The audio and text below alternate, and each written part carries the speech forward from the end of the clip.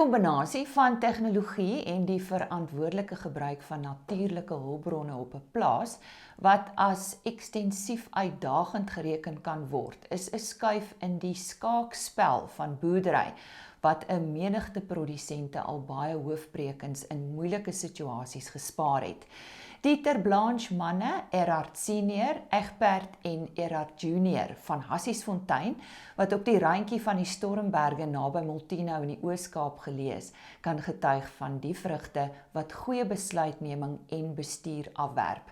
Plaasmedia se Karen Venter het hul en hul Doenie Merino stoet besoek.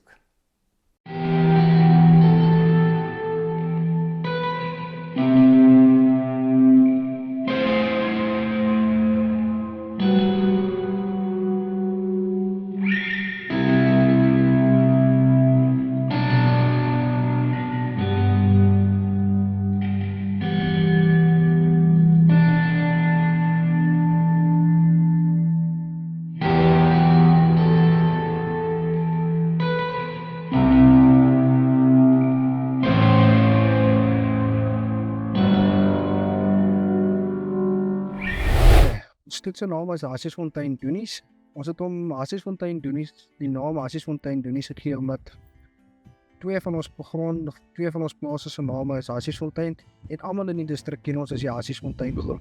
Ons boer ook op die Hassiesfontein pad uit op die Molteno hoog in die Stormberge distrik. Ons grond is so geleë enigiets tussen 1800 meter bo seespieël en ons hoogste gedeelte is so 2200 meter bo seespieël. Hoe die Doenies ingekom het, my oupa het ook hierso geboor en hy was 'n merino boer gewees, Dieter Blanche, en so het ons nog al die jare met merinos geboer. My pa het begin boer, Erhard Blanche, hy is ook 'n merino boer gewees en baie vroeg in sy loopbaan toe hy op die plaas kom het hy ons buurman se Doenie stoet moes begin oppas en hy moes sy stoet bestuur.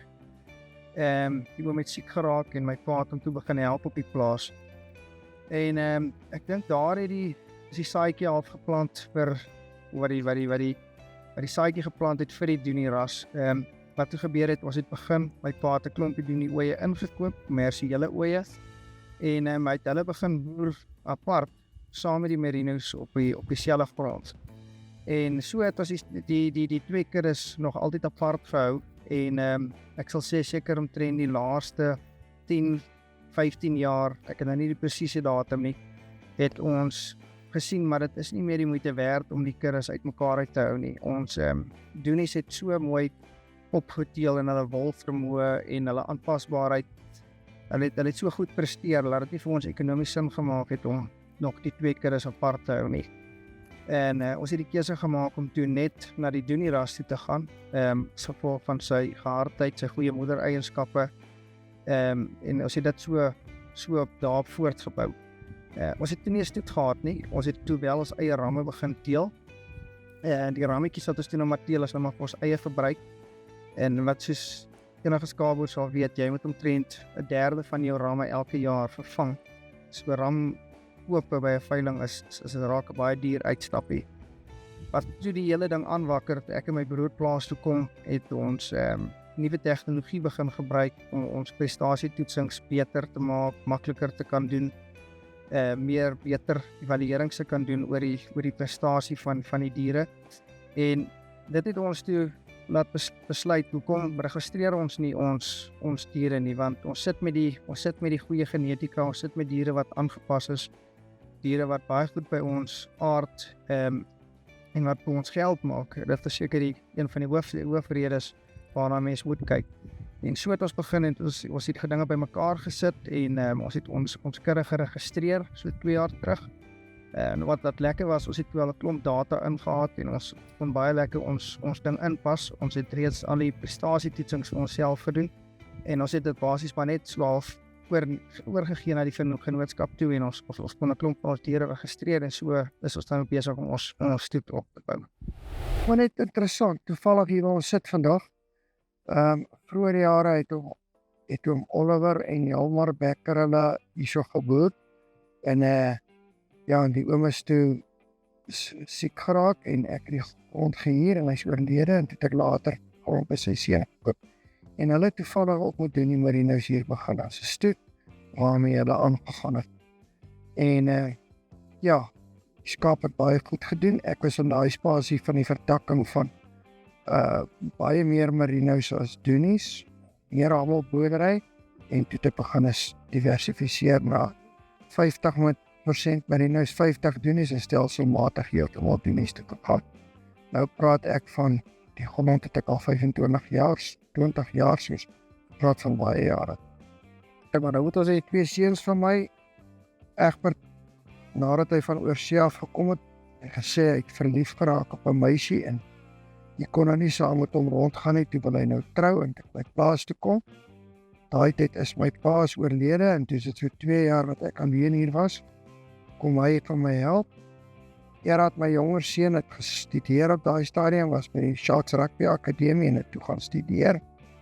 En toe hy klaar het hy lekker werk gehad, maar weens omstandighede in ons land se ekonomie, hy ook maar daar ruk gegaan en my gesê eendag, pa, my vrou het 'n tweeling, 'n seentjie, kan hulle nie alleen los nie, dit nie maar moontlik om op plaas toe te kom nie.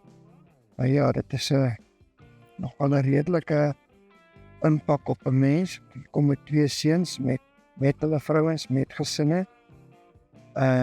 Daar moet verdraagsaamheid kom, daar moet respek kom, daar moet baie mooi dinge uit dit uitloop en jy met jouself maar bietjie bære en nie aan jou dink nie en dink maar aan die gesinne om jou, aan die verantwoordelikhede raak net. Maar dit is 'n voorreg wat ek het wat baie ander mense na smag. 'n Voorreg wat geld nie kan koop nie. 'n Voorreg om al my kleinkinders binne 'n radius van 7 km van my af te hê. Dit is baie, baie lekker. Ons geniet dit, ek geniet dit verskriklik, my vrou. Okay, vir my is dit ook 'n groot voorreg om so saam met my pa en my broers te kan boer.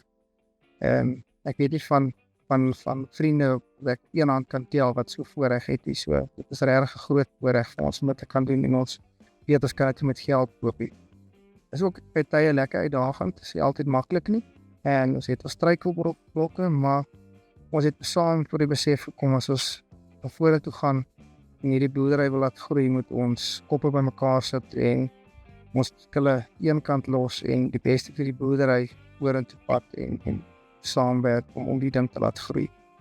So ek is verantwoordelik vir die skaapgedeelte, die skaapvertakking op die plaas. So die Doenies waarmee ons boer. En wat ons doen met die skaap, ons het elke jaar sal ons al ons stoetlammetjies nou deur hulle prestasietoetsing gaan. Van die eienskappe waarop ons fokus is totale kilogram gespeen per ooi per jaar. Sê vir ons wat se moedereienskappe daai ooi het, wat se moedereienskappe daar is wat die lammetjie heel moontlik kan hê. Ons kyk ook na die groeivermoë. Dit word gemeet deur die hoeveelheid gram toegeneem per dag en ons meet dit oor 'n tydperk van 'n jaar. Dit sê vir ons hoe aanpasbaar die dier in ons omgewing is en met ons bestuurstelsel is. Wat vir ons baie belangrik is. Ons wil geharde diere teel wat op hulle eie kan aangaan, wat ons nie hoef op te pik of op te pas in die omstandighede nie. En die heel belangrikste is, die diere met ekonomies moet dit sin maak om met hulle te doen. Dan ons ook na ons kyk ook na vrugbaarheid. Wat ons baie keer daar doen is, daar ooie is wat se lammers, sê nou maar deur die jakkals gevang word, of deur 'n vratskoue getref word, sal ons daai ooie uithaal, identifiseer, en hulle onmiddellik weer rankie. En dit is ons belangrik om dat daai ooie vir ons nog 'n lammetjie in dieselfde seisoen weer kan produseer, en dit wys ons daai ooie is vrugbaar in 'n omgewing. Wat ons dan ook na kyk is ons skoonvagmassa.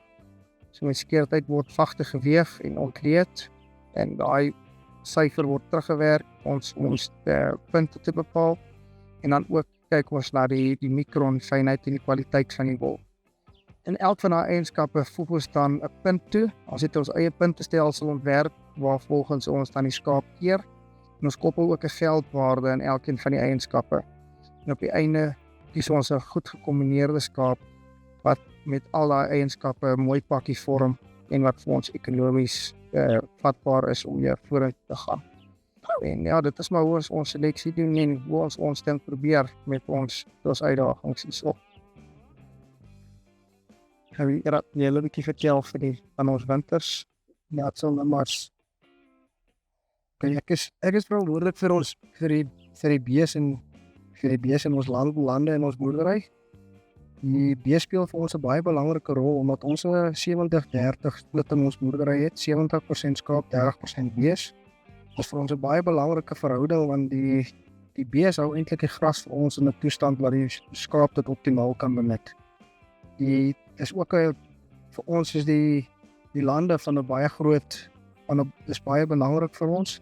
As gevolg van ons uiterste winters het ons bou ons voerbanke op gedurende die somertye wanneer ons kos kan produseer. Goeie tye sal ons vleie en goed ook sny, dik baal en bære. En in daai manier, as gevolg van ons uiterste winters en koue en geharde toestande wat ons trek, moet ons 'n onderhoudspul gee vir ons diere gedurende daai tydperk.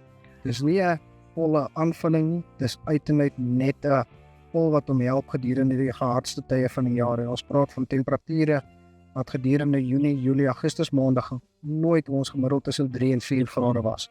So dit is vir ons baie belangrik om genoegsame kos te kan produseer en sodoende dan vir die skaap en vir die beeste kan sorg gedurende hierdie tye. So van ons boer met Stormberger beeste, dit is ook 'n dier wat baie gehard is en in ons area geteel word.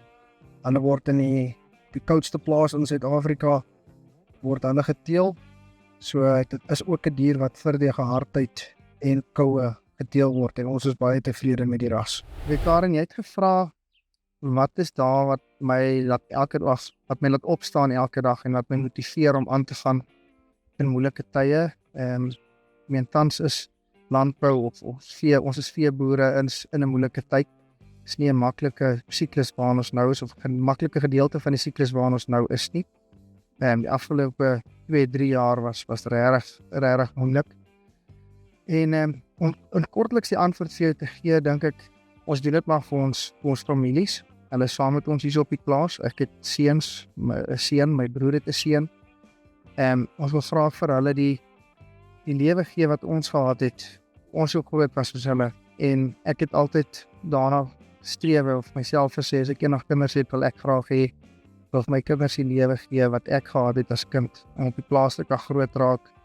Die voorreg te kan hê om saam met jou familie te wees, die natuur te kan waardeer, saam met die diere te werk en waardering te kan hê vir die natuur. Dis 'n groot voorreg wat mense nie met geld kan koop nie en wat ons het en wat my regtig laat vorentoe gaan is om die ware op hierdie skat te kan oppas en te kan vir my kinders eendag te gee dat hulle dit eendag vir hulle kinders kan gee.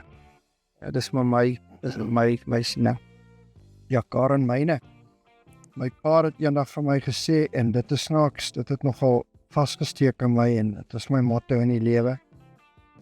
Laat dit wat die liewe Here aan my toe vertrou het en vir sy natuur te kan bestuur, sy skepping te bestuur. Dat as ek die dag my kop neerlê, ons het net vir hom in 'n beter toestand kan teruggee as wat ons het gekry. En dit probeer ek vir my kinders ook sê. Dit is seker een van die redes hoekom ek so lief is om die boerdery net ongelooflik passie om te ontwikkel. Ek is mal daaroor, maar ongelukkig 'n bietjie duur begin raak deesdae. Maar dit is maar een van my groot dinge is net om te lewe, om dit wat die Skepper vir my gegee het, en te kan gee op 'n beter manier as kyk vir kry. Ek sien dit vir my wat en met bees met die lande te doen het is. Ek het effektief 30 paar seisoene in my leeftyd op die plaas voor ek moet oorhandig aan die volgende geslag. Ek het 30 seisoene om 'n beter oes te maak. Om die dinge in 30 seisoene om alles te verbeter op die lande. 30 seisoene om alles in my beeskudde te verbeter. As ek nie my deel nou doen, as ek nie my deel in een seisoen van die volgende, mis ek 'n seisoen in my lewe. En dit is vir my baie belangrik, is om elke dag wil ek opstaan en ek wil weet, hierdie seisoen was ek beter af as die vorige seisoen. En die volgende seisoen wat kom, is weer 'n goeie seisoen.